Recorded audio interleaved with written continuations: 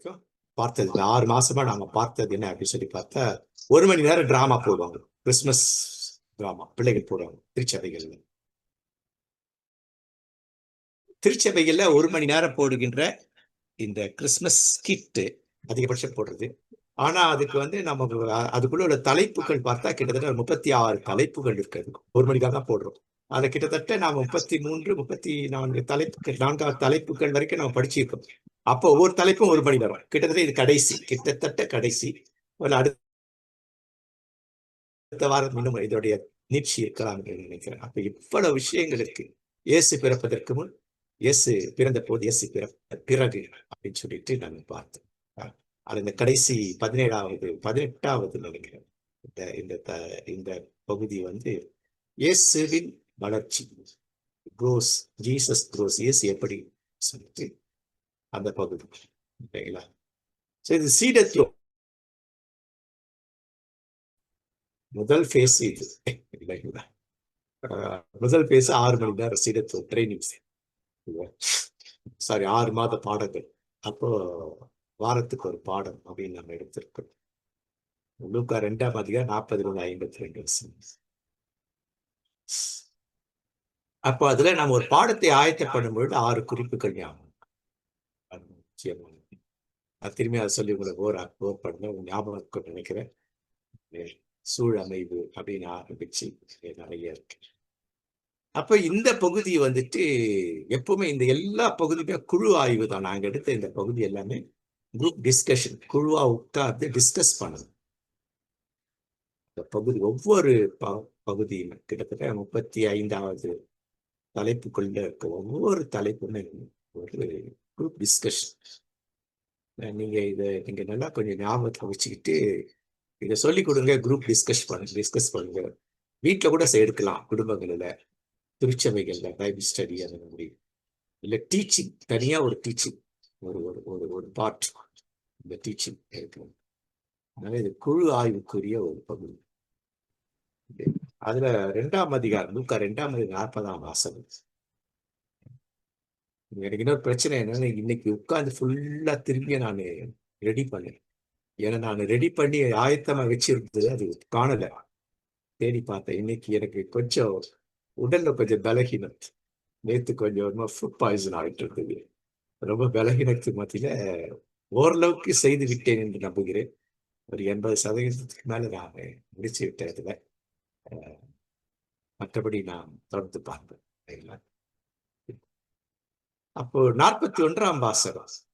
இப்ப இதுல முக்கியம் என்னன்னு 40ஆம் வசனமும் 52ஆம் வசனம், 2 தான் பகுதியில இயேசு வளர்ச்சியில.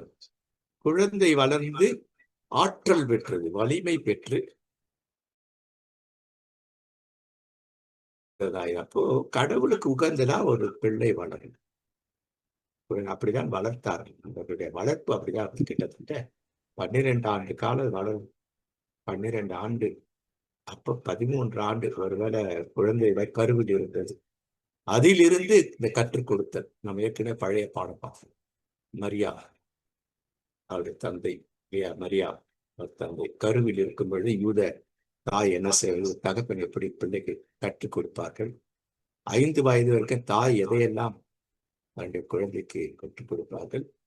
தகப்பனும் கூட இருப்பார். தாய் அதிக முக்கியத்துவம் எடுத்து கற்றுக் கொடுப்பார்கள். பழைய பாடங்கள் உங்களுக்கு தெரியும். ஏன்னா அடுத்த இதெல்லாம் திரும்பி வேணா அந்த பாடத்தை நான் திரும்பியும் டவுன்லோட் இது பிடிஎஃப்ல போட்டு விடுறேன் இல்லைங்களா. அடுத்து தகப்பன் 6 வயசுல என்னெல்லாம் சொல்லி கொடுப்போம். இப்படி வளர்த்த பிள்ளைகள் கடவுளுக்கு உகந்த பிள்ளைகளா. அதனால்தான் நாங்கள் கடவுளுக்கு உகந்தவர்கள் கிளைம் பண்ணிட்டே இருக்கிறாங்க. நாங்க தான் கடவுளுக்கு உகந்தபடி நாங்க வாழ்கிறோம். அப்படி வளர்த்தார்கள் அப்படின்னு சொல்லிட்டு இந்த 41ஆம் வசனம். ஆண்டுதோறும் இயேசுவின் பெற்றோர் பாஸ்கா விழாவை கொண்டாட எருசலேம் போவார்கள். அப்ப இவங்களுக்கு இருந்தது எது? கலிலேயாவில. அப்போ இந்த பகுதியை நாம இந்த மேப் எல்லாம் அடிக்கடி போடுவோம்ல. இந்த இடத்துல மேப் எல்லாம் போட முடியல, ஏன்னா அதெல்லாம் போய் வேற எங்கேயும் மாட்டிட்டு இருக்கு. நான் போடுறேன் இல்லையா. அப்போ உலகத்துல எங்கே இருந்தாலும் இந்த பாஸ்கா ஃபெஸ்டிவல் இல்லைங்களா, அதை செலிப்ரேட் பண்றதுக்கு எல்லாரும் வந்தே வரணும். அப்போ இவர்கள் இருந்த பலஸ்தீனா பகுதி 3 பகுதி. கலிலேயா பகுதி, சமாரியா. அப்போ கலிலேயால இருந்துட்டு யூதேயாவுக்கு வரணும். அப்ப அவர் எப்படி வர பிளான் எல்லாம் பார்க்கணும், நேரடியாக வரணும். கிட்ட 120 கிலோமீட்டர் தூரத்துக்கு அதிகமாக இவர் பயணப்பட்டு வரணும். பயணப்படும் பொழுது அவர்கள் பல வகையில பயணப்படுவார்கள், ஒரே சீராக ஒரே நேரடியாக வருகிறது. நம்ம பழைய பாடம் பார்த்தோம். மரியா முதல்ல எப்படி வந்தாங்க தன்னுடைய சகோதரியை பார்க்கறதுக்கு, இல்லைங்களா? அதே போல குழந்தை பேற்று நேரத்துல அவங்க நான் வந்த ஸ்பீடு இல்லையா, வாகனம் குறைவு இருக்கணும், இது மாதிரி நிறைய பார்த்துட்டோம். இப்ப இப்படித்தான் அவர் வரணும். அப்ப இவர்கள் கலிலேயா நாட்டிலிருந்து தங்கள் சொந்த ஊரிலிருந்து புறப்பட்டு வருகிறார்கள். அப்ப எப்படி வருகிறார்கள்? பின்னாடி பார்க்கும்பொழுது இவர்கள் கூட்டமாக வருவார்கள், குடும்பமாக வருவார்கள். அப்போ கலிலேயாவே காலி ஆயிட்டு இருக்கும், பெரும்பாலும் காலி ஆயிட்டு இருக்கும் கலிலேயா. ஏனென்றால் யூதர்களுக்கு கண்டிப்பாக இதை வந்துட்டு செலிப்ரேட் பண்ணி ஆகும். பாஸ்கா ஃபெஸ்டிவல் செலிப்ரேட் பண்ணும். பாஸ்கா ஃபெஸ்டிவல் டைம்ல தான் பிள்ளைகளுக்கு வந்துட்டு இறை ஒப்படைப்பு செய்யணும். நம்ம ஏற்கனவே பார்த்தோம், 12 வயசுல அவங்க என்ன பண்றாங்க, 12 வயசு பையன் 15 வயசுல 5 ஆகங்களை மனப்பாடமா ஒப்பிக்கணும். அது குறித்த கேள்விகள் கேட்பாங்க, வயல விதை கொடுக்கணும். அதுக்கு பிறகு அவர் தள்ளித்திட்டு அவருக்கு கொடுப்பாங்க, பரிசாக கொடுப்பாங்க இல்லையா. தள்ளித்துனா என்ன, பழைய பாடங்கள் பார்த்தீங்கன்னா அதை பற்றி அது பெரிய பகுதி தள்ளி, அதை ஜெப வசிரம் அது அவருக்கு கிடைக்கப்படும், இல்லைங்களா? ஸோ இவ்வளவு விஷயங்கள் இருக்கு இவ்வளவு.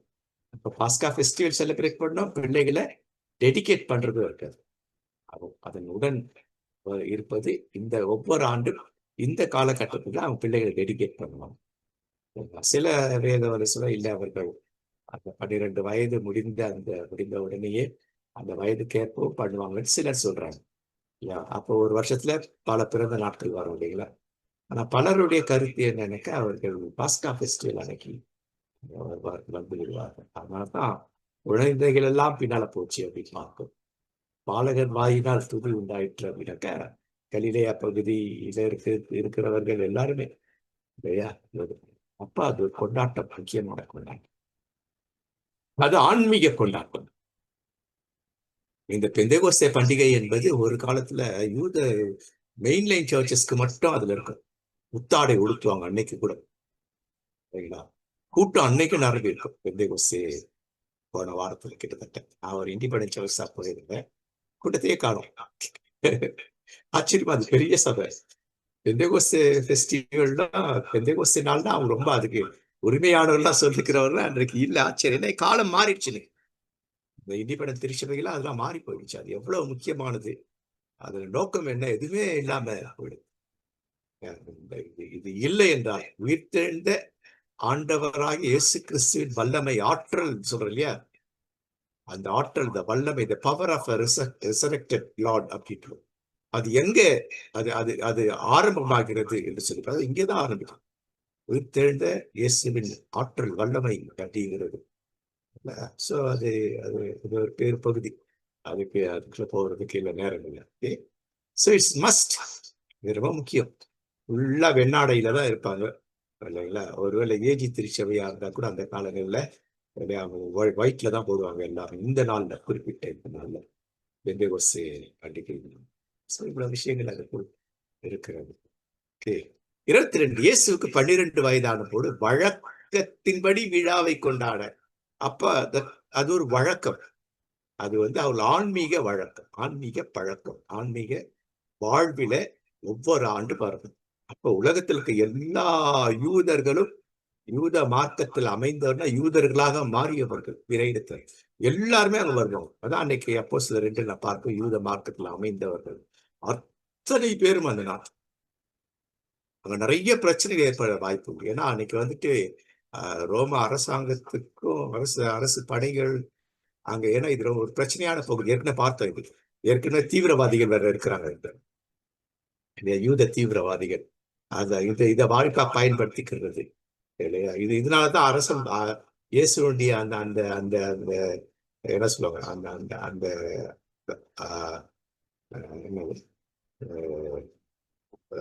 ஜெயில், சாரி, அந்த அந்த நீதிமன்றத்தில் நடைபெற்ற நடைமுறைக்கெல்லாம் அரசல் புதுசில் அடிச்சு பிடிச்சிட்டு, ஏன் எதிரிகள் ஒன்னா சேர்றாங்கன்னா, இது ஏற்கனவே ஒரு பிரச்சனை. இந்த பிரச்சனைக்குள்ள நம்ம எதிரிகளா இருக்கோம், நம்ம நண்பர்களா மாறிடுவோம்னு சொல்லிட்டு ஏறதும் பிலாத்துவம் மாறுறாங்களோ, இதெல்லாம் அரசியல், இதெல்லாம் தெரியணும் நமக்கு. அந்த அந்த 6 இது பார்த்தா தெரியும் அரசியல் சூழல் என்ன, இந்த சூழல் தான் என்ன. அப்போ அப்படிப்பட்ட ஒரு சூழல். அப்போ அத்தனை பேரும் இயேசு பக்கம் திரும்புகிறார்கள். அது ஒரு பெரிய பிரச்சனை அவருக்கு. அப்போ அப்போ இவன் ஏற்கனவே யூதர்கள் எல்லாம் எப்படி இருக்காங்கன்னா, ரோமர்களை விடுதலை ஆகணும், இது ஒரு விடுதலை புரட்சி ஆயிடுமோ, இந்த பிரச்சனை எல்லாம் இருக்கு. அதனால இந்த இந்த இயேசுவின் அந்த கடைசி காலத்துல இது ரொம்ப முக்கியமான ஒன்று. அப்ப அங்க இயேசுக்கு என்ன நிகழ்ந்தது? விழா நாள் முடிந்து அவர் திரும்பிய பொழுது, விழா நாட்கள் அவருக்கு முடிந்து விட்டது. முடிந்து திரும்பி விடுவார்கள். திரும்பி விட்டு உள்ளூர் மக்கள் திரும்பி விடுவார்கள். திரும்ப எப்ப போவாங்க இவங்க அப்படின்னு சொல்லி பார்த்தா, திரும்ப 50வது நாள் இல்லையா, நன்றி திருவிழா அப்படிங்கிறாங்க இல்லையா. அதனால இந்த 50வது நாள் வந்துட்டு 50th இருந்து கடவுளுக்கு படைத்து கடவுளுக்கு நன்றி செய்தல், நன்றி சொல்லுதல். அது வேற பாட்டு நிறைய இருக்காது. என்ன படைப்பு, என்ன படைப்பார்கள், கடவுளுக்கு எதை படைத்து நன்றி செலுத்துவார்கள் அப்படிங்கிறது. அப்ப இவங்க முதல் நிகழ்வு முடிஞ்சிருச்சு. முடிஞ்சிட்டு வீடு திரும்புகிறார்கள். திரும்பிய பொழுது சிறுவர் இயேசு என்ன பண்ணிட்டார் அப்படின்னு சொல்லி பார்த்தா, இயேசுலேருந்தே தங்கிட்டார். இது அவருடைய பெற்றோருக்கு தெரியாது. அது எப்படி அப்படின்னு பார்த்தா, கூட்டம் கூட்டமா போறாங்க, கூட்டம் கூட்டமா போறாங்க. அப்ப உறவுகள் வந்து ரொம்ப ஆற்றலா இருக்கும் அந்த காலத்து உறவுகள். அதனால திருமணத்தெல்லாம் பார்த்தா பிள்ளைங்களா இருப்பாங்க. இந்த நாள்ல பிள்ளைங்களே கேட்டாக்கா எக்ஸாம் இருக்குது, அவங்க டெஸ்ட் இருக்கு, அம்மா அப்பா மட்டும் வந்துடுறாங்க. சில இடத்துல அம்மா மட்டும் வரும், அப்பா வரும். அப்பெல்லாம் குடும்பமா இருக்கும். திருமணம் குடும்பம், அதான் திருக்குடும்பம் அப்படின்னு. திருக்குடும்பம் யூதர்களுடைய அது திருக்குடும்பம். உறவுகள் எல்லாம் ஒன்றா இருப்பாங்க. இந்த வீட்டு பிள்ளைங்க அவங்களோட, அந்த பிள்ளைங்க அவங்களோட, இல்ல ஒரு குடும்பத்துல எல்லா பிள்ளைகளும் அங்க இருப்பாங்க. அப்போ தங்க பிள்ளைகளை குறிச்சு கவலைப்பட மாட்டாங்க அவங்க. இல்ல இந்த குடும்பத்துல இருக்கு, நம்மளாம் கிளம்பி வரும்போது குடும்பமா கிளம்பி வந்தோம். எல்லாரும் பகிர்ந்து கொள்வார்கள். இல்ல அந்த அளவுக்கு அவர்கள் செய்து எடுத்து எல்லாருக்குமா சேர்ந்து தன் குடும்பத்துக்கு மட்டும் மற்ற குடும்பத்துக்கு எல்லாரும் ஒவ்வொருத்தருடைய மற்ற குடும்பத்துக்கு செய்யும் பொழுது அது அந்த செலவினம்லாம் குறைவதான் ஆகும். இதுபடி பார்க்கும்போது அப்பேற்பட்ட ஒரு ஒரு ஆன்மீக கொண்டாட்டம், பண்டிகைனா இதுதான். கடவுளோடு கூட குடும்பங்கள் இணைந்து இருக்கிற திருக்குடும்பம் அப்படின்னு. திருக்குடும்ப விழா டிசம்பர் மாசம் 28ஆம் தேதி திருக்குடும்ப விழா அப்படின்னு சொல்லிட்டு மெயின் திருச்சபைகளை கொண்டாடுவாங்க. 28ஆம் தேதி முக்கியமா 25 டிசம்பர் 25க்கு பிறகு வருகின்ற ஞாயிற்றுக்கிழமைகள். ரோம கத்தோலிக்கர் கரெக்டா அந்த 28ஆம் தேதி இல்ல திருக்குடும்பம் அப்படின்னு சொல்லிட்டு அந்த ரொம்ப முக்கியம். அன்னைக்கு என்ன பண்ணுவாங்க, மாலை ஆராதனையில குடும்பமா வந்து ஒரு பாடலை பாடுவாங்க. இந்த ஆண்டு முழு கடவுள் எங்களை எப்படி ஆசீர்வதித்தாரு சுருக்கமா ஒரு ஒரு சாட்சி பகர்வார்கள். புதிய ஆண்டுக்கு நாங்களை அர்ப்பணிக்கிறோம், புதிய ஆண்டுல கடவுள் அவ்விதமாக எங்களை இன்னும் பலத்துடன் எங்களை வழி நடத்தணும் அப்படிங்கிறது தான் அந்த திருக்குடும்பம். குடும்பங்கள் என்ன நடந்தது என்று சொல்லிட்டு சோ அப்படி தங்கி விடுகிறார் இயேசு, தங்கி விடுகிறார். இது மனதில் கொள்ளணும். எங்கேயோ இல்லை, ஒரு குடும்பத்துக்குள் ஏதோ ஒரு இடத்துல இருக்கிறார் அப்படின்னு. ஆனா இயேசு போய் தங்கினது குடும்பத்தில் அல்ல இல்லையா. இப்ப பாருங்க, அவர்கள் 44ஆம் வசனத்துல அது முடிஞ்ச பிறகு என்ன பண்றாங்க, அவர் இன்னும் ஒரு நாள் அந்த அந்த அந்த அந்த அந்த இதுல வந்து ஒரு நாள் பயணப்பட்டு போயிடுறாங்க. ஒரு நாள் பயணப்பட்டுறாங்க. கிட்டத்தட்ட பயணப்படுவதற்கு 1½ 2 நாட்கள் ஆகும். 1½ அல்லது 2 நாட்கள். நம்ம ஏற்கனவே அந்த மேப் பார்த்தா தெரியும். 130 கிலோமீட்டர் தூரம் இருக்கும் இல்லைங்களா. அப்ப குடும்பங்களோட வரும்போது அவ வேகம் கொஞ்சம் ஸ்லோவா தான் போவாங்க. எல்லாமே அந்த 4 கால் வாகனங்கள் இல்லையா, கழுதை அதுல அந்த மாதிரி அப்படிதான் போயிருப்பாங்க இல்லையா. அப்பதான் அவங்களுக்கு வந்துட்டு எல்லாரும் வந்துட்டு ஒரு மாதிரி அவங்க குடும்பத்துல பிள்ளைகளை செட்டரேட் பண்ணுவாங்க இல்லைங்களா. இந்த அப்பா அம்மா எடுப்பாங்க, போய் எல்லாம் செட்டரேட் பண்ணிடுவாங்க. அப்படின்னா ஒரு நாள் முழுவதும் அந்த பிள்ளைகள் எப்படி இருப்பாங்கன்னா, குடும்பத்துல மற்ற பிள்ளைகளோடு உறவுகளோடு கூட அந்த பிள்ளை இருப்பாங்க. ஒரு நாளில அவங்க என்ன பண்ணுனா, அங்க செட்டரேட் பண்ணும்போது இயேசு காலம். அப்போ அவங்க என்ன சரி இன்னும் மற்ற இதோட கூட அவன் வந்து விளையாடுறான் போல இருக்கு இல்லையா. அதனால அந்த குடும்பங்கள் நம்ம பயணப்படுற குடும்பங்கள் இல்ல அவங்க நடுவழியில ஏதாவது அவங்க உறவுகள் வீடுகளை தங்கிட்டு போகலாம் அந்த இது. ஏன்னா உறவுகள்லாம் வீடுகள்லாம் நல்லா தெரியும் அந்த நாட்கள்ல. சின்ன பிள்ளைக்கே வந்து உறவினர் வீடுலாம் தெரியும். தானா போயிடுவாங்க அந்த நாட்கள்ல. ஏன்னா உறவுகள் அப்படி இருக்கும். ஏன்னா யூத குழந்தை அதான் உறவுகளுக்கு முக்கியத்துவம் கொடுப்பார்கள். அப்பா வந்து உறவுகளை பத்தி சொல்லிக் கொடுப்பார். அந்த பாடம் படிக்கணும் நீங்க. தலித் பாடம். அம்மா எப்படி உறவுகள், உறவுகளின் ஆற்றல் என்ன, உறவுகளின் வல்லமை என்ன, இதெல்லாம் சொல்லிக் கொடுப்பாங்க. ரொம்ப முக்கியமானது. இதைத்தான் கிறிஸ்துவ பாரம்பரியம் இதை பின்பற்றியது, குடும்பங்கள் பின்பற்றியது. அந்த பாடம் புரிஞ்சாதான் இப்ப நான் எடுக்கிறது உங்களுக்கு புரியும். இந்த தள்ளி தேடுற பாடம் புரியும். இப்ப அவர்கள் தேடுகிறார்கள், கிடைக்கவில்லை. பிறகு அவங்க என்ன பண்றாங்க, எருசலேமுக்கு போற வழி எருசலேமுக்கு போறாங்க. எருசலேம்ல உறவினர் வீடுகள்ல இல்ல, எருசலேம் எங்க தேடி இருப்பாங்க, ஒரு அவங்க அக்கா வீடு அங்கதானே இருக்கு இல்ல, எங்க இடத்துல தானே அவருடைய அக்கா வீடு இருக்குது இல்ல, எலிசபெத் அங்க அங்க அங்க அவங்களோட கூட அங்க இருப்பாரான்னு சொல்லி தேடி கடைசியில அவர்கள் அந்த திருக்கோயிலுக்கு வருகிறாங்க. 3 நாள் ஆயிடுச்சு. 3 நாள் முடிந்த பிறகு 4வது நாள் அவர்கள் கோயில்ல பார்த்தார். அங்கே அவர் என்ன பண்றாரு, அங்கே அவர்கள் போதகர் பரிசேயர், வேத பாரகர், ஆசாரியர், பிரதான ஆசாரியர் இவர்களுக்கு மத்தியில உட்கார்ந்து அப்புறம் நம்ம யோசிக்கிறோம், 3 அதான் குழு குழு. அப்ப யாரோ இந்த போதகர்ல யாரோ ஒருத்தர் அவளுக்கு உறவின் முறையா இருக்கணும். அவங்க வீட்டுல வச்சு நைட்ல கொண்டு போய் சாப்பாடு போட்டு பரிமாறி எல்லாம் இங்கதான் இருப்பாங்க. ஒன்னா இங்க வந்து போயிடுவாங்க, இல்ல நம்ம போய் சேர்த்துடலாம். நிறைய யோசிக்கணும், இதெல்லாம் சிந்திக்கணும். இப்ப புரியுதுங்களா? ஒரு பாடம், ஒரு சின்ன வசனத்துக்குள்ள எவ்வளவு பெரிய விஷயங்கள் இருக்கு, சில வசனங்களுக்குள்ள. அப்போ இயேசுவை இவர்கள் யாரோ போஷிக்கிறார்கள் இல்லையா? இவர்கள் யாரோ உறவினர்களா, இயேசுவின் குடும்பத்தில் உறவினரா இருக்கலாம். இந்த பரிசேயர் கூட்டத்திலயோ இல்ல வேற யாருமே இந்த இதுகளிலே நானும். அப்ப அந்த குழந்தையை ரொம்ப ஒரு பாதுகாத்து இருக்கிறார்கள், உணவு கொடுத்திருக்கிறார்கள். அந்த குழந்தை வந்துட்டு அவர் கேட்கிற கேள்விகளுக்கு ஒரு கேள்விக்கு 9 வினாக்கள் கொடுப்பார்கள். நான் கூட அப்படி சின்ன வயசுல ஒண்ணுமே தெரியாது. 1வது 5 வருஷம் படிச்ச ஆள் தானே. இல்ல 8வது வரைக்கும் நம்ம கதை இப்படிதான் இருந்தது. ஒரு காலத்துல பைபிள் காலத்துல எல்லாம் வந்துட்டு நான் கேள்வி கேட்கிறேன் அப்படின்னாலுமே எல்லாருக்கும் ஒரு பேராசிரியர்கள் என்னன்னா, ஒரு பக்கம் இவனா எழுந்துட்டானா, இன்னொன்று என்னன்னா நிறைய ப்ரிப்பேர் பண்ணி என்னுடைய கேள்விகள் அநேகருக்கு பயன்படாத. கேள்வி கேளுங்கள், கேள்வி கேளுங்கள். உங்களை கேட்கறது நோக்கம் அதனால தான் உங்க ஃபீட்பேக்ல கேள்வி கேளுங்க. என்னையே அசர வைக்கணும் இல்லைங்களா? ஏன்னா அந்த அளவுக்கு இருக்கும், என்னுடைய கேள்விகள் ரொம்ப நுட்பமாக இருக்கும். அது நான் கற்றுக்கொள்ள வேண்டும். 2வது என் வழியா மக்கள் கற்றுக்கொள்ள வேண்டும். அந்த நோக்கத்துல கேள்வி இருக்கு தவிர இந்த எடக்கு மடக்கான கேள்விகள்லாம் இருக்குது. பாடம் சம்பந்தமான கேள்வி, ஆழமான கேள்வி, நுணுக்கமான கேள்வி.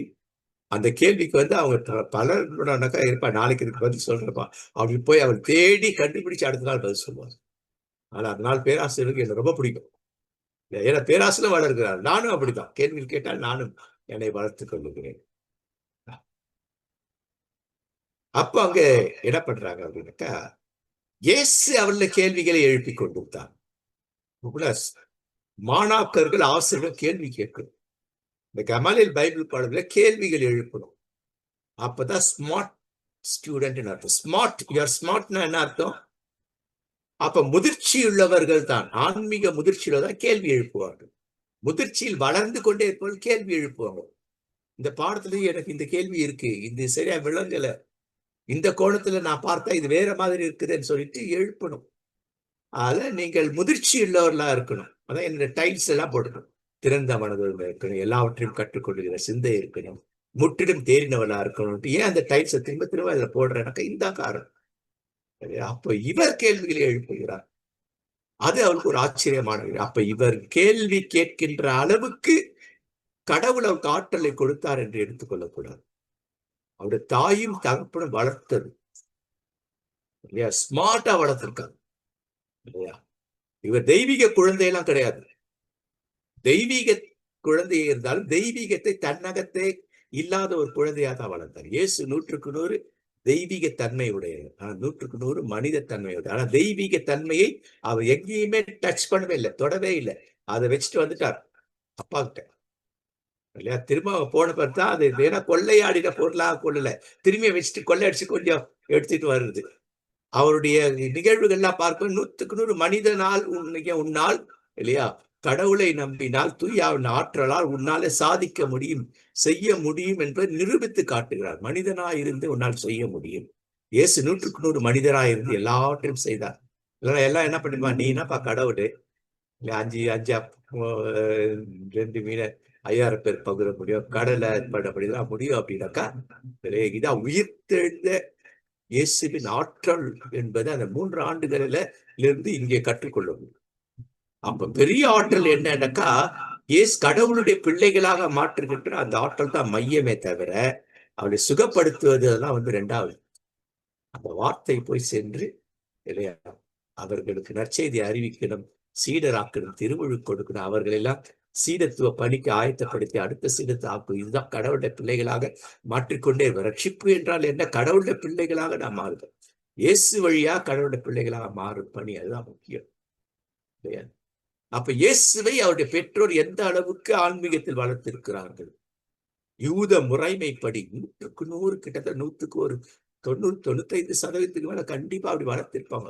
அதனால்தான் அவர் அந்த வளர்ப்புக்கு ஏற்றபடி. இன்றைக்கு கிறிஸ்தவ வளர்ப்பு அப்படிதான் இருக்கணும். அந்த காலத்து கிறிஸ்தவர்கள் அப்படிதான் பிள்ளைகளை வளர்த்தார்கள். அந்த காலத்துல சண்டே ஸ்கூல்ல டீச்சர்ஸ் நிறைய கேட்கிறாங்க. டீச்சர்ஸ்க்கு நிறைய ட்ரைனிங் அட்டென்ட் பண்ணுவாங்க. ஒரு இது கேள்வி பதில் இருக்கு. அவங்க இதை எதனா கேள்வி ஃபேஸ் பண்ணீங்களா, இதுக்கு என்ன விலை தெரியாம இருக்குதான்னு சொல்லிட்டு அதெல்லாம் இருக்கு இல்லைங்களா? நிறைய பாடம் இருக்கு. இன்னைக்கு 2 பீரியடா திரிக்கிறது இருக்கு. ஓகே, சரி, பரவாயில்ல, பார்த்தோம். முடிஞ்ச அளவுக்கு இன்னைக்கு அந்த நேரத்துக்குள் அதை முடிக்க. சோ இவ்வளவு விஷயம் இருக்கு இதுல. இது நல்லா மனசுல வச்சுக்கணும். இயேசு தெய்வீக குழந்தை அல்ல, தெய்வீக தன்மை வாய்ந்த குழந்தை அல்ல, அல்லது தெய்வீக தன்மையை பயன்படுத்தும் குழந்தையாக, தெய்வ குழந்தையாக இருந்தாலும் அவரை தெய்வீகத்தை பயன்படுத்த 100க்கு 100 கடவுள், 100க்கு 100 அவர் தெய்வீக தன்மை எங்கேயுமே பயன்படுத்தல இல்லையா? எங்கேயுமே பயன்பட அவர் மரித்து உயிர்த்த பிறகுதான் அவர் தெய்வீக தன்மை இல்லையா தனக்கு பிதாவின் வலது பாசிறப்பு தெய்வீக தன்மையை உருவாகி கொள்கிறார். அதன் பிறகு நடக்கிற தெய்வீக தன்மை நல்லா மனசுல வச்சுக்கணும். அப்ப இயேசு இல்லையா தெய்வீக குழந்தையா இருந்ததுனால அவருக்கு பதில் சொன்னார் அப்படின்னு. அவர் மனுஷீக குழந்தையாக இருந்து இல்லையா ஆன்மீகம் அவருக்கு ஆன்மீகத்தை ஊட்டி வளர்த்தார்கள். யூதர்கள் குழந்தைகள் அப்படிதான் ஆன்மீகத்தை ஊட்டி வளர்ப்பார்கள். கிறிஸ்தவர்கள் அப்படிதான் ஆன்மீகத்தை ஊட்டி வளர்ப்பார்கள் பிள்ளைகள். காலையில ஒரு வசனத்தை சொல்லலைன்னா காப்பி கிடையாது. ஒரு எவ்வளவு பேர் தெரியல. பழைய கிறிஸ்தவ குடும்பங்களா இருந்தீங்கன்னா முக்கியம் மெயின்லைன் சர்ச்ல தெரியும். சின்ன பிள்ளைகள் சொல்லும், கொஞ்சம் வளர்ந்த பிள்ளைகளுக்கு வசனத்தை சொல்லி வசனத்துக்கான அர்த்தத்தையும் சொல்லி அதே சொல்லுவாங்க. இன்னும் கொஞ்சம் வளர்ந்த பிள்ளைகள் அவர்களே அர்த்தத்தை கண்டுபிடிக்கணும். நல்லா வளர்ந்த பிள்ளை, டீனேஜ் பிள்ளைங்க இந்த வசனத்தை நீ மனப்பாடம் பண்ணி சொன்னீங்க, இது என்ன அர்த்தம்னு சொல்லணும் இல்லைங்களா? ஞாயிற்றுக்கிழமை ஆராதனை என்ன நடத்துற 4 பாட்டு இல்லது 5 பாட்டு தான் இருக்கு. 4 பாட்டு பொதுவா எதுல இருக்குன்னா சாதாரண வாரங்கள்ல திருவிருந்து ஆராதனை வழிபாட்டுல 5 அல்லது 6 பாடல். அந்த பாடல்கள்லாம் என்னென்ன திருமறை பகுதி வாசங்க, பாஸ்டர் ஐயர் என்ன செய்தி கொடுத்தாரு, என்ன தலைப்பு, இதெல்லாம் பெரிய பிள்ளைகள் சொல்லணும். வாலிப பிள்ளைகள் கூட அன்னைக்கு அவங்க நல்லா சாப்பாடு இருக்கும். ஆனா 3 மணிக்கு 4 மணிக்கு தான் சாப்பிடாது. சொல்லனா சாப்பாடு போடவே மாட்டோம். ஒரு சங்கீதத்தை மனப்பாடம் பண்ணி ஒப்பு வைக்கணும், இல்லைன்னா சாப்பாடு கிடையாது. இது எங்கிருந்து கற்றுக்கொண்டா யூத முறையிலிருந்து கிறிஸ்தவ குடும்பங்கள் பெற்றுக்கொண்டது. இன்னைக்கு நம்ம எப்படி இருக்கோம், நம்ம குடும்பங்களை எப்படி நடத்தணும், பேர பிள்ளைகள் எப்படி நடத்தணும் இல்லைங்களா? அடுத்தது 47. அவற்றை கேட்ட அனைவரும் அவருடைய புரிந்து கொள்ளும் திறனையும் அவர் அளித்த பதில்களையும் கண்டு மலைத்து போனார்கள். கேட்ட கேள்விகள்ல மலைப்பு. அதான் அடுத்தது அந்த கேள்விகள்ல எத்தகைய புரிதலோடு கேட்கிறார்கள் என்று சொன்ன கேள்வி கிடையாது, விதண்டாவாதமான கேட்பதாகும். அப்ப நம்ம கேள்வி கேட்கும் பொழுது சிறப்பாக அது நானும் கற்றுக்கொள்ள வேண்டும், பிறரும் கற்றுக்கொள்ள வேண்டும் என்கிறான். புரிந்து கொள்ளும் திறன் அவர்கிட்ட இருக்கு. அப்படின்னா அவங்க அம்மா அப்பா சொல்லிக் கொடுத்த விஷயம் அதை எந்த அளவுக்கு புரிந்து வைத்திருக்கிறார், ஆன்மீகத்தை புரிந்து வைத்திருக்கிறார், யூத முறைகளை எப்படி புரிந்து வைத்திருக்கிறார். 5 ஆகமத்தில் அத்தனை வசனங்களை மனப்பாடமா சொல்லுவது மட்டுமல்ல இல்லையா, உதட்டில் மட்டுமல்ல உள்ளத்தில் இருந்தும் வருகிறது. அவர் உதட்டினால் கனம் பண்ணுகிறவரா இயேசுவே, உள்ளத்திலிருந்து கனம் பண்ணுகிறவராயிருந்தார். இன்னைக்கு என்ன இருக்குது, உதட்டிலிருந்தான் கனம் பண்ணுகிறோம், உதட்டிலிருந்து ஆராதிக்கிறோம், உள்ள வெகு தூரமாய் இருக்கிறோம். இதை கண்டு அவர்கள் மலைத்து போயினார்கள் சொல்லி 48 இல்லையா. இந்த நிகழ்ச்சியை பெற்றோர் பார்க்கிறாங்க. ஒரு பக்கம் சந்தோஷம், பதட்டம், சந்தோஷம் இல்லையா, வியப்பு. என்ன வியப்பு என்று சொன்னால் இது ஒரு புது அனுபவம் இல்லையா. இவங்க போயிட்டு இந்த 5 ஆகமத்தை மனப்பாடப்படி சொல்லி முடிச்ச அப்பாடா நம்ம பிள்ளைக்கு தள்ளி தோடு கிடைச்சிடும் அப்படின்ற ஒரு நம்பிக்கையோடு இருந்தவர்கள் இவர் சொல்லி கொடுத்ததை எந்த அளவுக்கு அவர் உள்வாங்கி வெளிப்படுத்துகிறார் என்பது பெரிய விஷயம். அப்ப தாய் எந்த அளவுக்கு இருப்பார், தந்தை எந்த அளவுக்கு. தாய் ஏற்கனவே இருதயத்தை வைத்து தியானிக்கிறவர்கள், கடவுள்கிட்ட பெற்றுக்கொண்டதை பகிர்ந்து கொண்டிருப்பார், கணவரோடு பகிர்ந்திருப்பார், பிள்ளைகளோடு பகிர்ந்து இருதயத்தில் வைத்து தியானிக்கின்ற ஒரு ஒரு பக்குவம் அவருக்கு இருக்கு. அதான் கடவுள் அவரை தேடினார், இந்த குழந்தைக்கு ஏற்ற பெண். ஏற்கனவே அதை குறித்து பேசு, நம்ம குழுல கூட ஏதோ ஒருத்துல வேற விதண்டாவாதமாலாம் இருந்தது. அது சரியான புரிதல் இல்லை இல்லைங்களா? புரிதல் இல்லைனாக்கா அது ஒரு கேள்வி கேட்கணும்னாக்கா அதுக்கான அதுக்கான அதுக்கான இது ரிசோர்ஸை முன்னாடி வைக்கணும். கடவுள் மரியாவை ஏமாற்றி விட்டார் என்றால் எப்படி ஏமாற்றாரு? வசன ஆதாரங்கள், மற்ற ஆதாரங்கள் இல்லையா? எல்லா ஆதாரம் கொண்டோம், அரசியல் ஆதாரம், சூழல் ஆதாரம் எல்லாமே கொண்டு வந்து வைக்கிறோம் இல்லைங்களா? அதை பற்றி ஒரு நாளைக்கு தனியா எடுப்போம் இல்லைங்களா? அதனால அப்படி கேள்வி கேட்க நான் வெறுத்து ஒதுக்கலாம் கூடாது. ஐயா, இது உங்க புரிதல், எங்கள் புரிதல் இது வரைக்கும் இதுதான் இருக்கு, வேணா இன்னும் கொஞ்சம் தெரிஞ்சுக்குவோம், உங்கள் புரிதலை விலக்கி சொல்லுங்க அப்படின்னு சொல்ல தவிர அந்த அந்த இவரை நபரை குழுது நீக்குங்க, இவங்கெல்லாம் வேணும் நமக்கு. அப்பதான் நம்ம இன்னும் யோசிப்போம் இல்லையா? முதிர்ச்சியா யோசிப்போம். இல்லைன்னா முதிர்ச்சியற்றவர்களா அவர் மேல பார்க்கும்போது எரிச்சல் வரும். அப்படி கேள்வி கேட்கிறவங்களா பார்த்து எரிச்சல் வரும், கோபம் வரும். எல்லாவற்றையும் சோதி நல்லதை பிடிச்சு கீழே விட்டுடுங்க, அவ்வளவுதான், முடிஞ்சு போச்சு. சோ இங்க பாருங்க, அவரை கண்டு வியப்பில் ஒன்று ஒரு வியப்பு, ஆச்சரியம். ஓ, நம்ம பிள்ளை, நம்ம இந்த அளவுக்கு எதிர்பார்த்தோம், அதை விட எக்கச்சக்கமா. இப்ப இந்த 10th + 2 அப்படிதான், என் பிள்ளை எப்படியோ வந்துட்டு ஒரு ஒரு 85% கிட்ட வாங்கிடும் அப்படின்னு நிறைய பேர் சொல்லுவாங்க. பார்த்தா 90-95 வாங்கியிருக்காரு பிள்ளைகள். அவள் எதிர்பார்த்தோட அதிகமாக இல்லையா? அவர் எந்த அளவுக்கு எதிர்பார்க்கிறார்களோ உயர்வா, இது அதை விட உயர்ந்த அளவுக்கு இருக்கிறதை பார்ப்பது பெரிய ஆச்சரியம். இன்றைக்கு நம்ம பிள்ளைகள் அப்படி இருக்கணும், நம்ம எதிர்பார்ப்பையும் மீறியவர்களாக நேர்மறையானவற்றை இருக்கணும். அடுத்தது அவங்க என்ன பண்றாங்கனாக்கா, அவங்களுடைய பிரச்சனையை இப்ப சொல்றாங்க. என்னப்பா இந்த மாதிரி பண்ணிட்டியப்பா, நாங்க 2 பேரும் எவ்வளவு கஷ்டப்பட்டோம் தெரியுமா? அப்படின்னா என்ன, 2 பேருக்குளும் அது உன்னை நம்பிதான் நான் விட்டேன், பிள்ளைய பாக்குறதுக்கு சரி இல்லை, நீ எல்லாம் புருஷனா சண்டையெல்லாம், நீ என்னத்தை பெரிய கீழ்ச்சிட்டு இருக்க, அவங்க 2 பேருக்குள்ள அதெல்லாம் இருந்திருக்குது வாய்ப்பே இல்லை. ஏன்னா அவர்கள் இணைந்த காலத்தில் இருந்து கடவுளுடைய பிள்ளையை நாம் நாம் நாம் சுமக்க வேண்டியது இருக்கிறது என்ற பொழுதிலிருந்து உண்மையான சூப்பர் கணவன் மனைவியாக இருந்ததுக்கு நிறைய ஆதாரங்களை உள்ள இருந்த வசனங்களுக்கு நம்மளால எடுக்க முடியும். அப்பேற்பட்ட கணவன் மனைவியாக இந்த காலத்துல குடும்பம் இருக்கும். திருமண வாழ்வுல இதை பத்திலாம் நம்ம மெசேஜ் கொடுக்கும்போது இந்த மாதிரி விஷயங்களை கூட நான் சொல்லுவேன். அல்ல, அவங்க 2 பேரும் அதை பண்ணல. அது 2 பேருடைய தவறுகளை ஒத்துக்கொண்டிருப்பார்கள், 2 பேருடைய அறியாமைகளை ஒத்துக்கொண்டிருக்கலாம், இதெல்லாம் இருக்கு அதுல. இருந்தாலும் பதைப்பு, மரியாவுக்கு பதைப்பு தான் ஆச்சரியம். இருதய விதி தியானிக்கிறவர் அப்படின்னாக்கா என்ன, இருதயத்துல வந்துட்டு இதுதானோ, ஒருவேளை இருதயத்துல பட்டை மூடுருவி போடுறது இதுதானோ இல்லையா? அப்படி அந்த மாதிரி ஒரு பயம் இல்லையா? இதெல்லாம் வேறு இருக்குது. குரூப் டிஸ்கஷன் நிறைய கிடைக்கும் பாயிண்ட்ஸ், குரூப்பா உட்காந்து டிஸ்கஸ் பண்ணலாக்க. நாங்க தேடிக்கிட்டு இருந்தோமே அப்படின்னு சொல்லி சொல்றாங்க. அப்ப பதில் சொல்றாரு, ஐயா நம்ம பிள்ளை அந்த மாதிரி ஆயிட்டு, ஏப்பா இந்த மாதிரி பண்ணிட்டிய, நாங்கெல்லாம் நாங்கெல்லாம் ஒன்று கஷ்டப்பட்ட தெரியுமான்னு. அதுக்கு அந்த குழந்தை நான் பார்த்தேன், என்னை ஏன் தேடு, நடக்கிற எப்படி இருக்கும், பலான்னு ஒரு வளர்ச்சி 3 விலை விடல, 12 வயசுல எங்களெல்லாம் அங்க இங்க கதரை விட்டு என்னை ஏன் தேடுனீங்க கேள்வி இல்லையா? நியாயமான கேள்வி. அடுத்தது பாருங்களேன், நான் எங்க அப்பா கூட இருக்கிறது உனக்கு தெரியாதான்?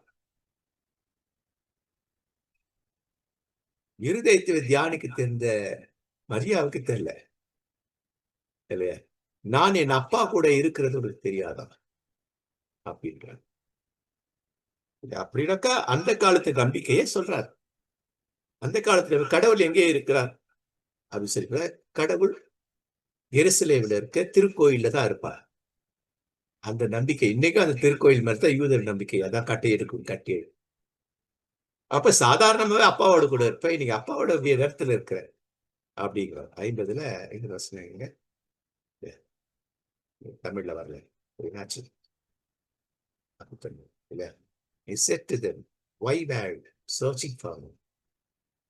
Did you not know that I must be in my father's house? அப்ப வீட்டுல இருந்து அப்பா கூடவே இருந்திருக்காரு. அப்பா பிதாவே தந்தையே எனக்கு அங்க இருந்திருக்காரு. இங்க வந்து அப்பாவோட வீட்டுல, அப்ப அங்க நான் அவ்வளவு நெருக்கமா இருந்தா அவர் வீட்டுல நான் எவ்வளவு நெருக்கமா இருக்கணுங்கிறத புரிஞ்சிக்க முடியும்.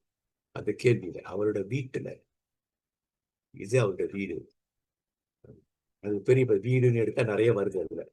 இல்ல, அவர் சொன்னதை அவளால் புரிந்து கொள்ளும். அப்பா வீடு புரிஞ்சுக்கல. ஏன்னா அவ்வளவு நெருக்கமா யாரும் சொல்ல முடியாது. இவங்க பின்னாடி பாருங்க, அப்பா வீடு, அப்பா வீடு ஆகுது. நிறைய அதுல இருக்கு இல்லையா? அதன் பிறகு என்ன நடக்குது? 50ஆம் வசனம். பின்பு அவர் அரசு நாசிரத்தை அடைந்து அவருக்கு பணிந்து நடந்தார். இன்றைக்கு நம்ம பிள்ளைகள் எப்படி இருக்கிறாங்க? பணிவு. திருமறையை மையப்படுத்து இவ்வுலக பணிவு. அதுவே அதுவே காலில் விழுந்து வணங்கணும் அதெல்லாம் கிடையாது. ஒரு கலாச்சாரம். காலில் விழுந்து வணங்குவது என்பது ஒரு மதிப்பு கொடுப்பது, மரியாதை கொடுப்பது, கலாச்சாரம் இருப்பது. ஆனால் அது இந்த கால கலாச்சாரத்தை ஒத்து வருவாங்க. அரவணைங்க. வெஸ்டர்ன் கண்ட்ரீஸ்ல ஜஸ்ட் தே ஹக். அரவணைப்பு அதுதான். ஹக் பண்றது. நம்மோட பணம் ஹக் பண்ண பிள்ளைகள் அடிக்கட்டும். அவருடைய தாய் இந்நிகழ்ச்சியில அந்த உள்ளத்தில் பதித்து வைத்திருந்தார். எல்லாத்தையும் இது தியானிக்கிறார் பாரு. அவர் அவர் அவர் அவர் கருவில உருவாவதற்கு முன்னால காலத்துல இருந்துட்டு இதை தியானிக்கிற தன்மை அவருக்கு இருந்தது. இளம் வாலிப வயசு வந்துட்டு இல்லையா, கடைசி வரைக்கும் இயேசுவின் மரணம் உயிர்ப்பு வரைக்கும் இதயத்தில் வைத்து தியானிக்கிற அந்த பக்குவம் அவளுக்கு அந்த இருந்தது.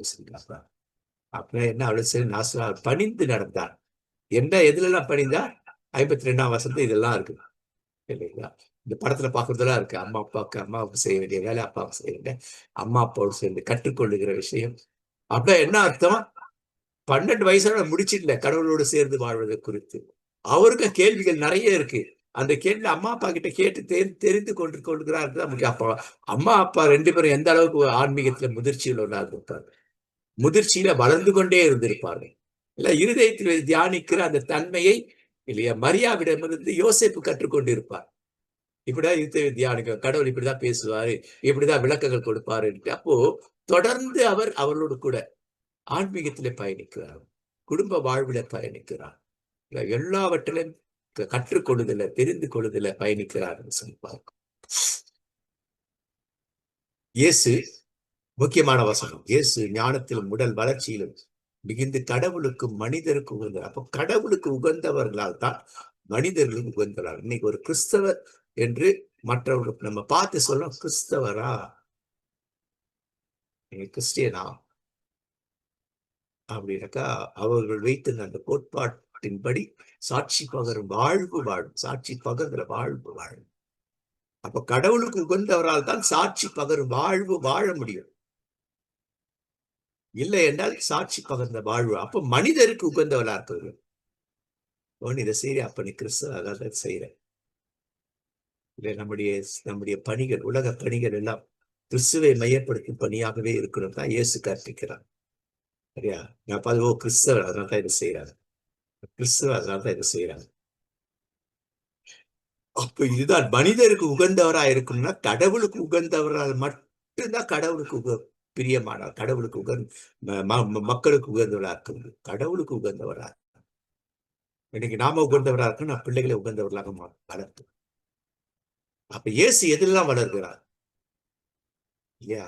ஞானத்தில் வளர்கிறார், உடல் வளர்ச்சியில வளர்கிறார், இல்லையா, கடவுளுக்கு உகந்தவராய் இருப்பதிலே வளர்கிறார், ஸ்பிரிச்சுவல் மெச்சூரிட்டி வளர்கிறார், மென்டல் மெச்சூரிட்டி மனிதர்களோடு வாழ்வு எப்படி அந்த மனிதருக்கு உகந்தரா வாழ்வார் இல்லையா அப்படின்ட்டு. அப்ப சில நினைவுகள்,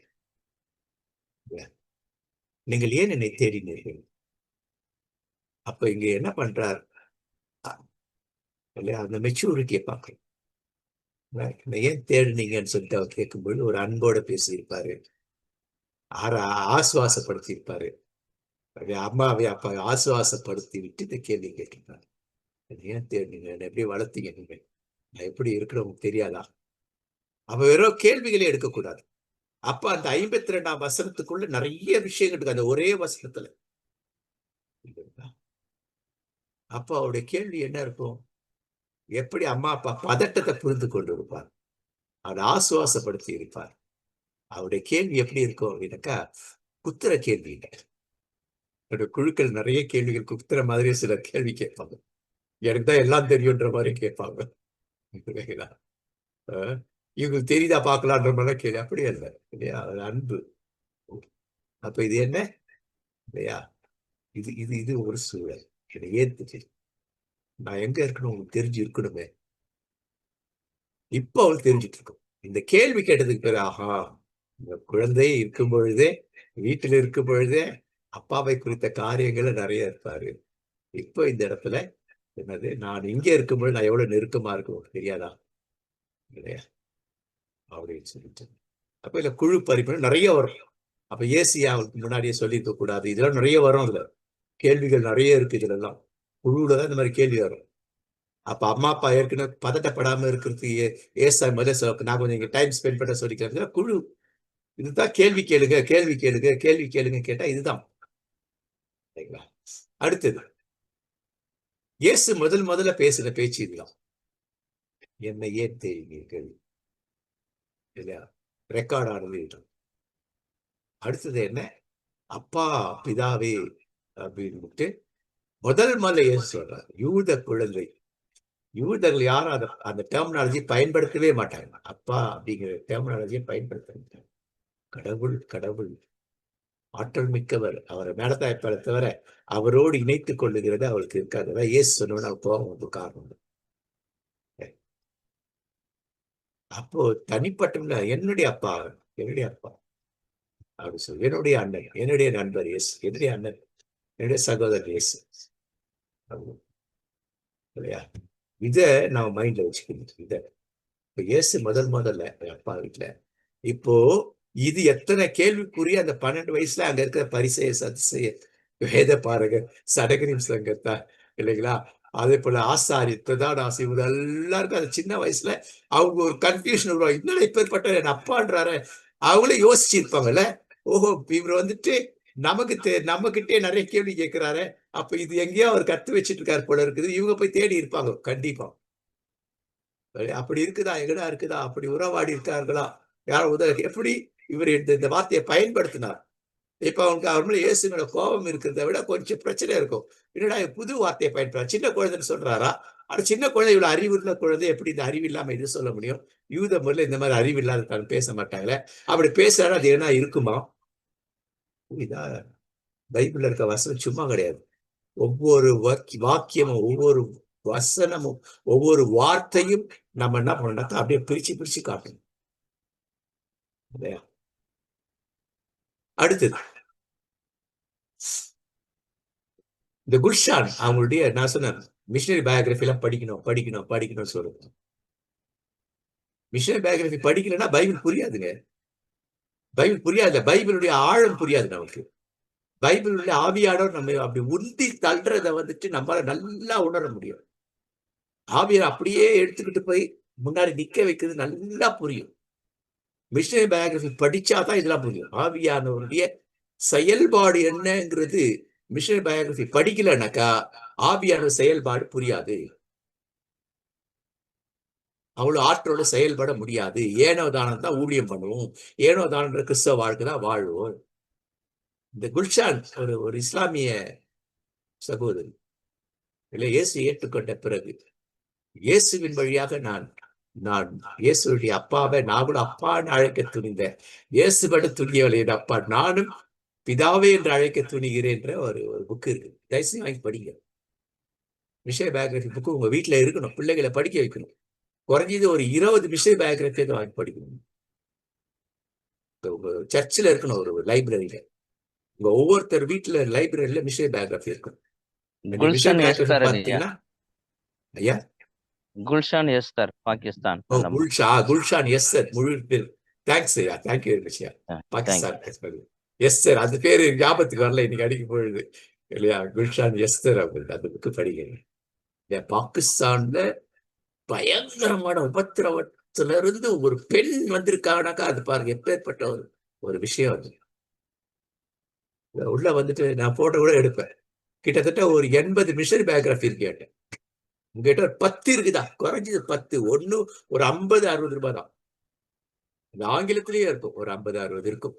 ஆங்கிலத்துக்கு மிஷனரி பயோகிராஃபி ஒவ்வொன்றும் 300 ரூபாய், 500 ரூபாய், 800 ரூபாய் கொடுத்து வாங்குற புத்தகங்கள். அந்த இங்கிலீஷ்ல கொஞ்சம் அதிகமாக இருக்கும். இஎல்எஸ்ல கொஞ்சமா புரிஞ்சுக்கிட்டு, ஏன்னா சண்டே ஸ்கூல் பிள்ளைகள் ஏற்ற மாதிரி அமைக்கப்பட்டது இதெல்லாம். அது நாட்கள நாங்க சண்டே ஸ்கூல் டிபார்ட்மெண்ட்ல நான் அசிஸ்டன்ட் டைரக்டர் அந்த காலத்துல இல்ல ஹோல் டயசிஸ்க்கு ஒவ்வொரு வருஷத்துலயும் இல்லையா அந்த பிள்ளைகள் இல்லையா அந்த அந்த டீனேஜுக்குள்ள என்ன பண்ணா ஒரு ஒரு மிஷனரி பயோகிராஃபியை படிச்சுடுவாங்க. ஒவ்வொரு விஷயம் ஒரு வருஷத்துக்கு ஒரு பிகினர் 3 வருஷம் இருப்பாங்க, பிரைமரி 3 வருஷம், ஜூனியர் 3 வருஷம், இன்டர் சீனியர்ட்டு 3 வருஷம் இருப்பாங்க. அவங்க அந்த 4 வயசுல இருந்துட்டு அந்த 17 வயசுக்குள்ள கிட்டத்தட்ட ஒரு ஒரு 15 மிஷனரி பயோகிராஃபி ஒவ்வொரு வருஷம் புது புது மிஷனரி பயோகிராஃபிஸ் இருக்கும். அந்த காலத்துக்கு சொல்லிக் கொடுக்கும். எக்ஸாம் நடக்கும். இதெல்லாம் வேற மாதிரி மாறிடுச்சு. அங்க மார்ச்சா இண்டிபெண்டன்ட் திருச்சியா பரிதாபம். அங்கே ஒரு ஒழுங்கு இருந்தது. இப்படித்தான். அங்கேயே கொஞ்சம் சரியில்லை, ஆட்டம் கண்டு இருக்குது. இண்டிபெண்டன்ட் திருச்சியா பரிதாபத்துக்குரியதா இருக்கு. அதனால தானே என்ன ஒரு 25 வருஷம் 98ல இருந்து இண்டிபெண்டன்ஸ் அமைப்பு ஊழியம் பண்ண போடான்னு விரிச்சு எடுத்து திருச்சி தள்ளி விட்டார். இருக்குதுங்களா? அப்போ இந்த விளக்கம் அவர் ஏன் அதை சொல்லுகிறார் என்பதை பவுல் அடிகளார் ரொம்ப சூப்பரா புரிஞ்சு. பவுல் எப்பவுமே இயேசுடைய அந்த நற்செய்தி, இப்ப இயேசுடைய நற்செய்தி பகுதியை பத்தி அவருடைய வாழ்க்கை வரலாற கேட்டதுனால அங்க அவர் பயன்படுத்த வார்த்தையை விரிவாக்க சொல்றார். ரோமர் 8:11 இருந்து உங்களுக்குள் மேலும் இந்த இயேசு உயிர்த்தெழ செய்த ஆவி உங்களுக்குள் குடிக்கொண்டிருக்கிறார். கிறிஸ்துவை கண்ணீர் எப்படி போயிடுச்சு. கிறிஸ்துவை உயிர்த்தெழ செய்த அவரே உங்களுக்குள் குடிக்கொண்டிருக்கும் தம் ஆவியினால சாவுக்கு இதமா உங்கள் உடலையும் உயிர்த்தெழ செய்வார். ஆகையால் சகோதர சகோதரிகளே, நாம் ஊன் இயல்புக்கு கடமைப்பட்டிருக்கவில்லை. இந்த கிறிஸ்தவ அழிவுக்கு காரணம் ஊன் இயல்பு தான். பெருமை, நான்ற அகங்காரம், ஈகோ, இதெல்லாம் இந்த ஊன் இயல்புக்கு உட்பட்டவைகள். ஆவியான வச்சுமா அப்படி தூள் தள்ளி வைக்கிறது, வசனம் வச்சுமா அப்படின்றது, ஒப்புக்கு வசனங்களை பேசுறது, ஒப்புக்கு ஆழமா பேசுற மாதிரி நடிக்கிறது, இதெல்லாம் அது ஊன் இயல்பு இல்லையா? ஆனால் அது இல்லைன்னு சொல்லிட்டு சொல்லுகிறார். மீண்டும் அச்சத்திற்குள்ள மனப்பான்மையை பெற்றுக்கொள்ள, மாறாக கடவுளின் பிள்ளைகளுக்குரிய மனப்பான்மை. அப்ப இயேசு அப்பா இல்ல, இயேசுட அப்பா தான் அப்பா. நிறைய பேர் ஏசப்பான்ற இல்ல, பரமண்டலங்களில் இருக்க எங்கள் அப்பாவே பிதாவே அப்படின்னு தான் இயேசு சொல்லி கொடுக்குறாரு இல்லையா? அப்ப இயேசு அப்பாட பரமண்டல தாத்தாவே தான் ஜெபம் பண்ணும். தவறான புரிதல் ரோமன் கத்தோலிக்கர்கள் வந்து கத்துக்கிட்ட அந்த ஒரு விஷயம். அப்போ இயேசுதான் மூத்த குமாரன், தன் முதல் குமாரன், மூத்த குமாரன். அப்படின்னா சகோதரர் சரியா சொன்னார். அந்த அன்பினை ஆழப்படுத்துக நண்பர்ன்ற சகோதரன். யூத சகோதரர் வந்து அம்மா அப்பாவுக்கு அடுத்தபடியாக பிள்ளைகளை என்ன பண்றார்? மூத்த சகோதரன் என்ன பண்ணுவாருன்னா பாதுகாத்து வளர்ப்பாரு யூத கலாச்சாரத்துல. அதே ஒரு படி மேல போய் இயேசு சொல்றாரு, என்னுடைய நண்பர்களே அப்படின்னு. என் பக்கத்திலே உட்கார, என் தட்டுல நீ வச்சு சாப்பிடுவோம், என் படுக்கையில நீ படுக்கலாம், உன் படுக்கையில நான் படுக்கலாம். அதுதான் சொல்ற. அப்போ அப்பா பிதாவே ஆபா ஃபாதர் அப்படிங்கிற ரோமருக்கு எழுதினது. அதே போல கலாத்தியர்லயும் பார்க்கலாம். நான் பிறந்தது என்ன, நம்முடைய அப்பா யார் அப்படிங்கிறத இந்த வசனத்தை நீங்க படிச்சீங்கன்னா உங்களுக்கு தெரியும். ஒரு 15 நிமிஷம் மட்டும் நான் எடுத்துக்கிறேன். 7:45 8க்கு தான் ஆரம்பிச்சோம். கொஞ்சம் கொஞ்சம் இந்த ஒரு பகுதியை முடிச்சுட்டு அப்ப நாம் அறிந்து கொள்ள வேண்டும். அப்ப இந்த ஆழம் புரியணும், வசனத்தின் ஆழம் புரியணும். 49 52 வசனம் தான் இருக்கு இதுல. 40 கூட எடுத்துக்கலாம். 12 வசனம் எவ்வளவு விஷயத்தை சொல்லி கொடுத்து ஒரு 6 மணி நேரம் என்னால் இதை விளக்க சொல்ல முடியும். இந்த 40ஆம் வசனத்துல இருந்துட்டு 52 வரைக்கும் இல்லையா? அப்ப இங்க சிலவற்றை நாம் சிந்திக்க. இன்னொன்று, இயேசு முழு மனித தன்மையை நாம் காண்கிறோம். இயேசுவின் முழு 40ஆம் வசனம் 52ஆம் வசனம் இல்லைங்களா? அடுத்தது என்ன பார்க்கிறோம்? அந்த 40 52 இயேசுவின் வளர்ச்சி செயல்முறைக்கான இந்த சாளரம். அந்த சாளரம்னாக்க இந்த பகுதி, இந்த விண்டோ. எந்த விண்டோ? வசனம் 40 வசனம் 52. இந்த விண்டோ, இந்த 2 வசனம் அதை உங்க கண்ணுக்கு முன்னாடி வச்சா அது ஒரு விண்டோ, அது ஒரு சாளரம் மாதிரி இல்லையா? அந்த விண்டோ பார்க்கறது இந்த 2 வசனம் நமக்கு ஒரு முன்மாதிரி. நாம் எப்படி வளர்கிறோம்? சரி, நாம வளரல, பிள்ளைகளை எப்படி வளர்க்கிறோம்? நம் பேர பிள்ளைகள் வளர்ச்சிக்கு நம்ம என்ன செய்யணும்? இல்லையா? அப்ப அவர் எப்படி இருந்தார்? நம்மை போல் தான் இருந்தார். மனித தன்மை 100க்கு 100 உடையவராக இருந்தார். ஆனால் அந்த மனித தன்மையின் ஊடாக இல்லையா, இறைத்தன்மையை உள்வாங்கிக் கொண்டார். அப்ப நாம இறைத்தன்மை உள்வாங்கிக் கொண்டவர்கள். கடவுள் இறைவன் என்று சொன்னால் நாமும் இறை மக்கள் தான். அதாவது இறை மக்கள், விசுவாசி சொல்லாம நம்முடைய இறை மக்கள், கடவுளுடைய பிள்ளைகள் அப்படின்றது காரணம் இதுதான்.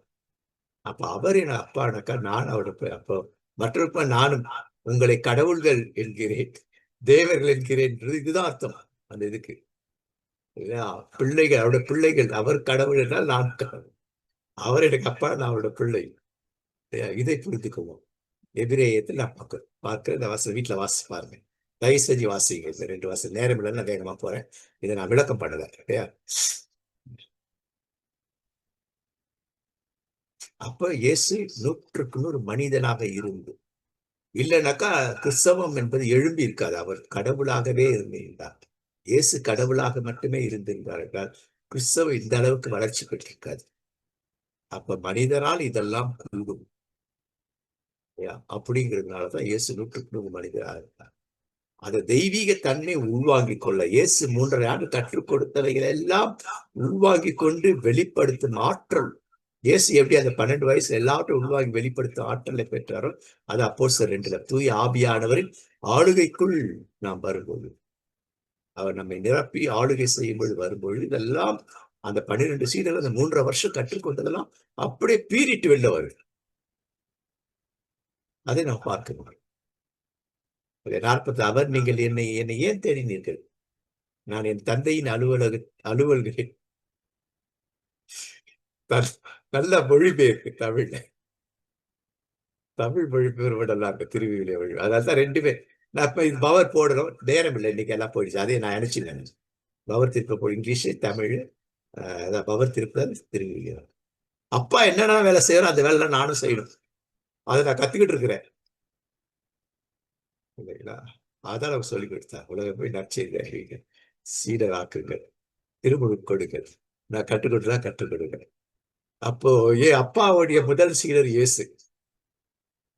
அப்பாவுடைய முதல் சீடர் இயேசு. சீடருடைய அந்த இயேசுடைய சீடர்கள் 12 பேர், 72 பேர், அப்புறம் 34 பேருங்களா, 36 பேருங்களா, 120 பேர். இயேசு இருந்த காலத்துல அந்த சீடர்கள் உருவாக்குறார். மரியாவுக்கு இயேசு அளித்த பதில், இயேசு பற்றி நம்ம என்ன கருத்து? அவரு அப்பா அம்மா கிட்ட கேட்ட கேள்வி என்ன? அதுல இயேசு என்ன சொல்றார் அப்படின்ட்டு எவ்வளவு தன்மையா பேசியிருப்பார்ல. இன்னைக்கு பிள்ளைகளை எரிச்சல் படுறாங்க. ஏன் எரிச்சல்? நாம கூட பேசுறதுக்கு நேரத்தை கொடுக்காத எரிச்சல் படுறாங்க. பேசணும் நேரத்தை ஒரு மணி நேரம் தனியா வர விட்டு அவனை தனியா பேசணும். அங்க போய் ஸ்கூல்ல என்ன படிச்சாலும் பேசக்கூடாது. அவன் தனிப்பட்ட வாழ்வு, தனிப்பட்ட விருப்பு வெறுப்பு, தனிப்பட்ட எதிர்பார்ப்புகள், இதை பத்தி எல்லாம் பேசணும். அவளை அப்படி வளர்த்ததுனாலதான் அவர் என்ன பண்ணுவோம், கண்டிப்பா இயேசு என்னையா இன்னும் அவனுக்கு வேற வேலையில என்னையா அவன் தேடினேன், நான் இங்க இருக்குன்னு தெரியாது அவனுக்கு. அந்த மாதிரி எல்லாம் பேசியிருக்க வாய்ப்பே இல்லை. அவர் அப்படி பேசினதான் இவர் என்ன படம் இருதயத்தில் வைத்து தியானிக்கிற அந்த தன்மைக்கு திரும்பி அங்க வர்றாங்க. அவங்க பின்னாடி இந்த வசனமா இருக்கு. அப்ப இயேசு எங்கெல்லாம் வளரும், எப்படிலாம் வளரும், ஒரு மனிதன் எப்படிலாம் வரணும், சைக்காலஜி உளவியல் படி எதிலெல்லாம் வளரும். குழந்தை வளர்ந்து வலிமை பெற்றது, ஞானத்தால் நிறைந்து கடவுளுக்கு உகந்ததா இருந்தது. 52ல இயேசு ஞானத்தில் உடல்படுத்தி மிகுந்து கடவுளுக்கு உகந்தா இருந்தாங்க. அப்ப இந்த இறையலார் எதுல வளர, இயேசு எதுல ஒரு குழந்தை எதுல வளரணும்? Mental, physical, emotional, social and spiritual. எனக்கு கிறிஸ்டியன் எஜுகேஷன் படிச்சோம். கிறிஸ்டியன் எஜுகேஷன்ல இல்லையா, கிறிஸ்தவ கல்வி அந்த பாடத்தை படிச்சிருக்கோம். அப்ப இயேசு உடலிலே வளர்ந்தார். உடல் முக்கியம். கடவுளுடைய ஆலயம் கெடுக்கக்கூடாது. கண்ட நேரத்துக்கு கண்டதை தின்னக்கூடாது. அளவோட சாப்பிடணும். நேரத்தோடு எழுந்து இருக்கணும். டிசிப்ளின் இருக்கணும் இல்லையா? அப்ப மனதுல இதெல்லாம் இருக்கு. மனதில வளர்ந்தார். மென்டல். அதான் அவர் கேள்வி எப்படி இருந்தது? நியாயமான கேள்வியா. மக்கள்கிட்ட அன்பால பேசினார். பாதிக்கப்பட்ட அன்பா இருந்தார் இல்லையா? ஆனால் பரிசேய சதுசேய எல்லாம் ஊழியக்காரர் தான் ஒருத்த சாத்துன்னு சாத்துறார். அது ஒரு பகுதி இருக்கு. 12 வயசு 30 வயசு இருக்கு. அவர் என்ன பண்ணிருப்பாரு? தன்மையோட போய் பேசியிருப்பார். ஊழியக்காரருக்கு எப்படி இருக்குன்னு, இப்படி பண்றீங்களா பேசியிருப்பாரு. அந்த 30ஆவது வயசா போட்டு அடி பின்றாரு. அப்ப அது வரைக்கும் இதெல்லாம் செஞ்சிருப்பாரு அவர். கண்டிப்பா தன்னுடைய உலக பணி குடும்ப பணியோடு கூட சேர்ந்து அவர்களோடு கூட இதெல்லாம் சம்பாஷித்திருப்பா. இப்படி பண்றீங்களா, இப்படி இருக்குது, இதெல்லாம் கேள்வியெல்லாம் கண்டிப்பா கேட்டிருப்பாரு அவர். ஆனா அது 12 வயசுல 30 வயசுக்கு என்ன நடந்திருக்கும், அது ஒரு ஸ்டடி. அது இதை பேஸ் பண்ணி தான் ஸ்டடி இருக்கும். அப்ப மனதளவுல எப்படி பேசுவாங்க, உடுப்பு உடல்ல உணர்ச்சிகளின் வெளிப்பாடு, அவருக்கு உணர்ச்சி இருக்கு, உணர்ச்சிகளை எப்படி வெளிப்படுத்தினார், எந்த இடத்துல எப்படி வெளிப்படுத்தார், எந்த இடத்துல கோவப்பட்டார், எந்த இடத்துல அமைதியா, எந்த இடத்துல அவர் கண்ணீர் விட்டார். இதான் உணர்ச்சிகளின் வெளிப்பாடு, எமோஷனல். அது சமுதாயத்துக்கிட்ட எப்படி இருக்கு. மத்திய 5 முக்கியமா மத்திய 5ஆம் அதிகாரம் அந்த அந்த 3 to 16 வசனம் மக்கள் மேல் இருக்கிற கரிசனை.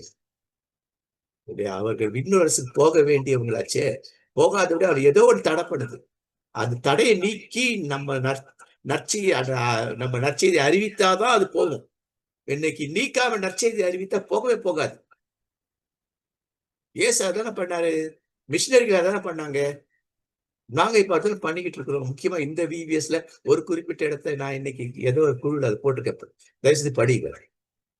அங்க என்னென்ன மாற்றங்கள்லாம் ஏற்படும். ஒரு குருவிக்கார குடும்பம் ஒரு ஒரு ஒரு ஒரு இடத்துல ஒரு ஏரியாவில் எந்த அளவுக்கு நாங்கள் நற்செய்தி படிக்க முன்னாடி அவர்கள் அன்பின் செய்தி, அவருடைய சமுதாய பணிகளை செய்து நற்செய்தி படிக்குள்ள போகணும் அப்படின்னு. அப்ப சமுதாயத்தை நமக்கு என்ன இருக்கு, கடைசிதான் ஆன்மீகம் வருது. ஆன்மீகம் இத்தனையும் வளர்ந்தார், சரியாக வளர்ந்தார், சரிவிகிதமாக வளர்ந்தார்.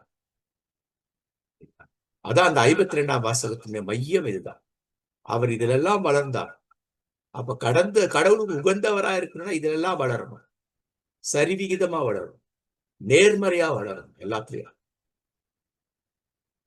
மனதுல நேர்மறையா இருக்குதா, உடல்ல நேர்மறை இருக்கிறதா, எல்லாம் பார்க்கிறோம். உடம்ப பாத்துக்கிறோமா. பிள்ளைக்கு நல்லா அந்த காலத்துல எல்லாம் பிள்ளைகள் குண்டா இருக்கணும்ட்டு நெய்ய கீய வாங்கி கடனை வாங்கி போட்டு அப்போ குண்டாக மாட்டார் பிள்ளைகள். குண்டு குழந்தைகள்னு ஒண்ணு இருக்கும், வருஷத்துக்கு ஒரு தினத்தந்தி நடத்தும். அதுல வர கலந்துக்கிற குண்டு குழந்தைகளை மொத்தம் பார்த்தா ஒரு 10 தான் இருக்கும். இல்லைங்களா?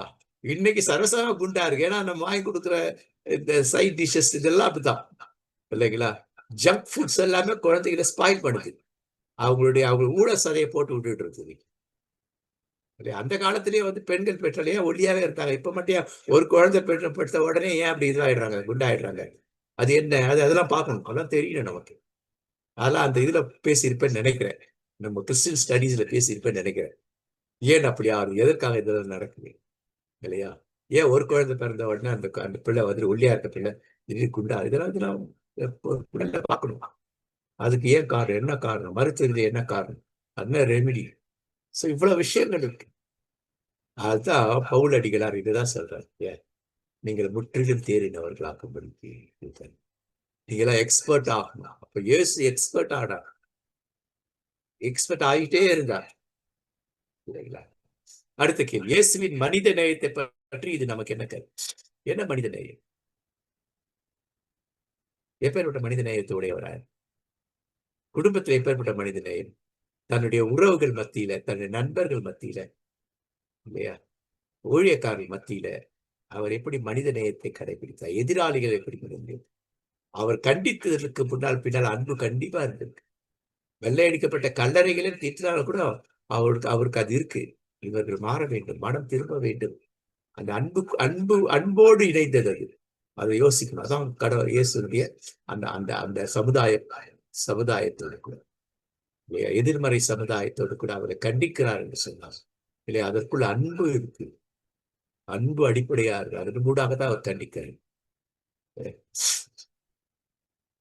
இன்னைக்கு நாம் இப்படி வளர்வதற்கு எங்கெல்லாம் வளரணும், நீங்களே யோசிங்க, லிஸ்ட் எடுங்க.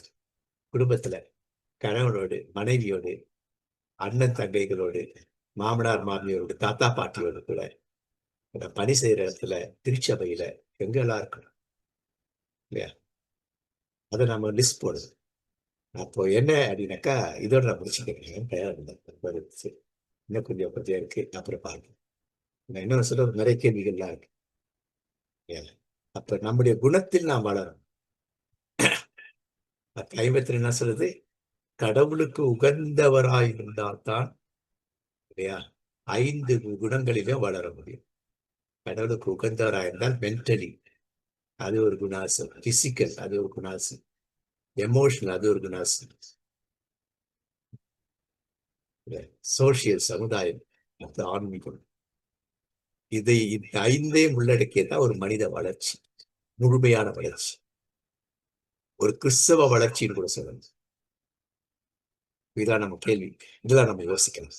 ஓகே, ஸோ நம்ம இதோட கூட இந்த பகுதியை நாம் நாம் நாம் நாம் முடிக்கலாம்.